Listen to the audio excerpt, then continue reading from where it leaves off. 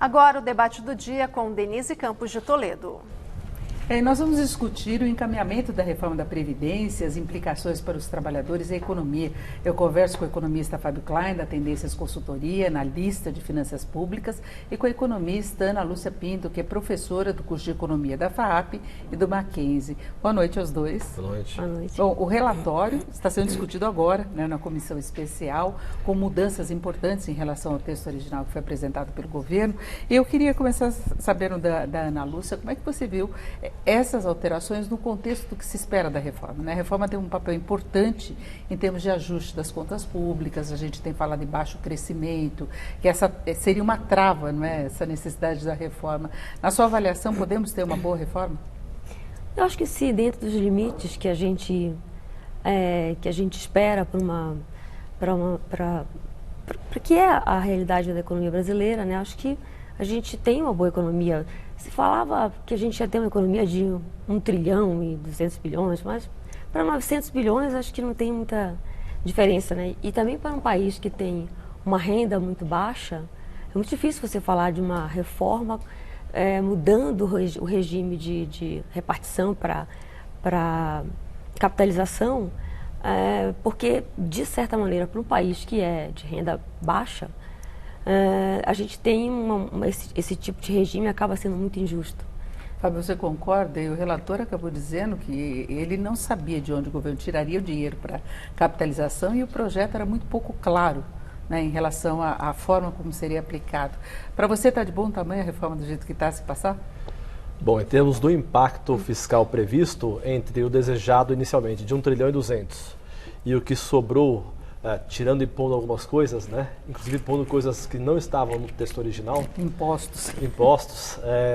A economia de 913 bilhões está de bom tamanho, né? Ela ajuda muito a que o crescimento do gasto previdenciário seja diminuído em relação à sua trajetória atual, porque a gente tem que lembrar que o gasto da Previdência há 30 anos cresce acima do PIB. Então ele está comendo espaço no orçamento. Então uma reforma tem que ser dura para justamente diminuir a velocidade desse crescimento. Agora, a forma como você obtém esses 913 bilhões é discutível, você pode discutir os pontos, como você chegou a isso, e não podemos esquecer que consideramos que há ainda algum risco de que mais flexibilizações, mais desidratação aconteça ao longo do caminho. Inclusive a orientação para os integrantes da base do governo é para não mexer em nada agora, na comissão especial, não fazer nenhuma proposta, depois talvez tentar no plenário, que teve a questão também de não incluírem estados e municípios. Isso pode adiar um ajuste que nós teríamos deste lado, né? Acho que sim, não incluir estados e municípios, mas acho que não é só isso. O problema é que a reforma em si, o texto não é muito claro, né? Então a gente uma hora inclui isso, depois tira aquilo.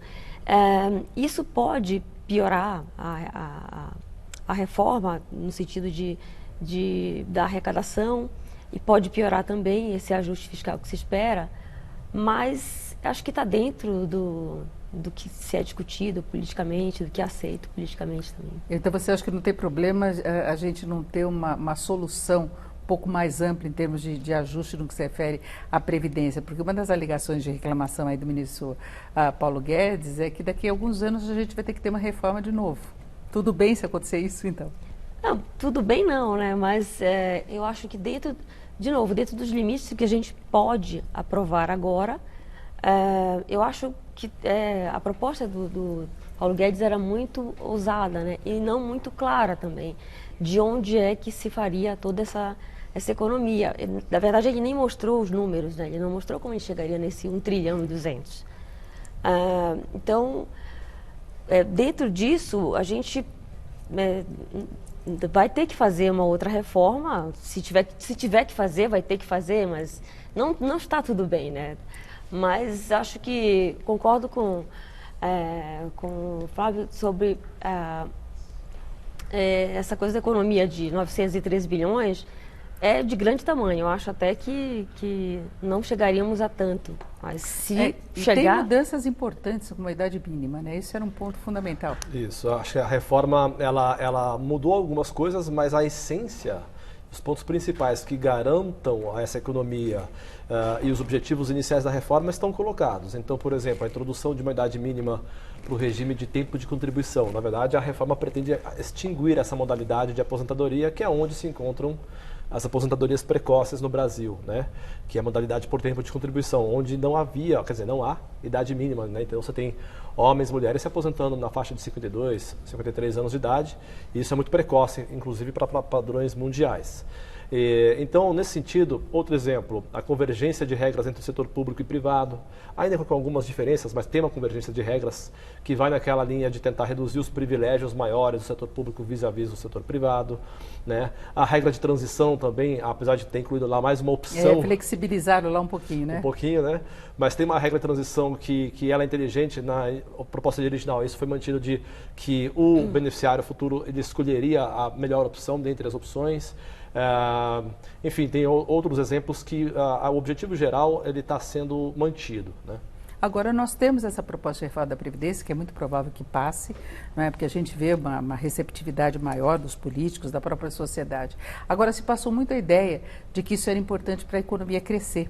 E a gente sabe, inclusive a Ana estava puxando para essa questão de que a economia, a gente tem um nível de pobreza muito grande, a gente tem um desemprego elevado, a projeção de crescimento muito fraco, e não vai haver exatamente uma mudança de ciclo só com a aprovação da reforma, né? Não, com certeza não. Esse é um ponto importante. A reforma da Previdência é um ponto, diria, urgente. Mas esse não é o ponto central que faria a economia voltar a crescer. Eu acho que isso melhoraria muito a expectativa sobre as contas do governo, sobre o equilíbrio fiscal. Melhoraria muito também a esperança que a população colocou no novo governo, que foi desacelerando à medida que os meses foram passando. Mas o problema central está em problemas de infraestrutura que a gente tem e que cada vez mais você tem menos gasto para poder corrigir esse tipo de coisa. Você tem todo o problema da estrutura tributária, que é bem ruim no Brasil. A tendência mundial é que você tenha uma redução dessa carga tributária e a nossa tendência é que a gente só aumente. Então, estão tentando criar formas de criar novos impostos para poder cobrir um rombo, e isso piora muito as expectativas dos empresários em colocar investimento produtivo. Então, a ideia inicial que o Guedes estava esperando, da aprovação do regime de capitalização, era desonerar também as empresas, né, para que elas pudessem ter mais incentivos ao investimento. Mas isso, ele diz assim, bom, isso então vai piorar a retomada de crescimento da economia. Calma, mas isso só não resolveria o problema. Tem outros aspectos muito urgentes que precisam também ser resolvidos e que não levam pouco tempo, levam um bom tempo. Por exemplo, a produtividade do trabalhador é muito baixa no Brasil. Então, como é que você resolve isso para retomada do crescimento, dado que o boom demográfico a gente já está passando por ele, né? Então, você não vai ter mais tantos trabalhadores para ofertar, para trabalhar, porque eu tenho sobrando trabalhadores, mesmo que sejam pouco produtivos. Então, acho que esse tipo de discussão é central para a gente fazer e não é tão rápido para ser resolvido. Eu acho que os números que nós tivemos desde o começo do ano deixam um pouco claro esse nível de dificuldades que a Ana estava destacando, né? Porque se previa um crescimento maior, de repente a economia mostrou, olha, gente, não é bem assim que estamos seguindo, né? Acho que hoje essa economia que não aparece, né, as expectativas sendo frustradas continuamente, na minha avaliação, eu acredito que é uma combinação de fatores, ausência de fatores de curto prazo para puxar a economia, né? Hoje o governo não tem mais margem fiscal ou espaço fiscal para produzir um choque de demanda via gasto público, via subsídio, via incentivos tributários para poder ele fazer um papel de indutor da economia. Então isso não está mais colocado, né? Que seria tipicamente um choque de curto prazo à lá modelo keynesiano, né?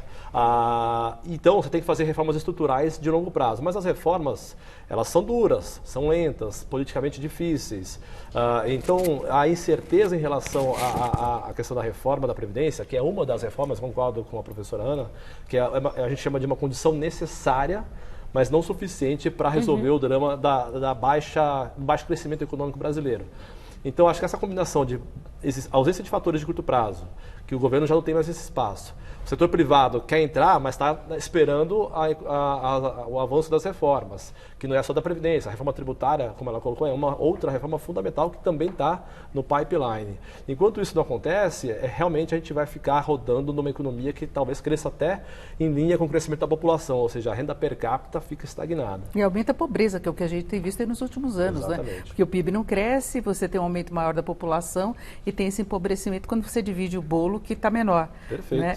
Isso quer dizer, a gente está andando para trás, né? Recuperar esse tempo perdido, essa renda perdida, mesmo com reformas, no nosso cenário, vai acontecer só lá em 2023, mais ou menos, né? Recuperar os níveis pré-crise que foi em 2014. Agora, Ana Lúcia, não vai ser a reforma, mesmo que ela dê maior confiança em relação às contas públicas, que vai convencer o consumidor a consumir e o empresário a investir no mercado ainda restrito.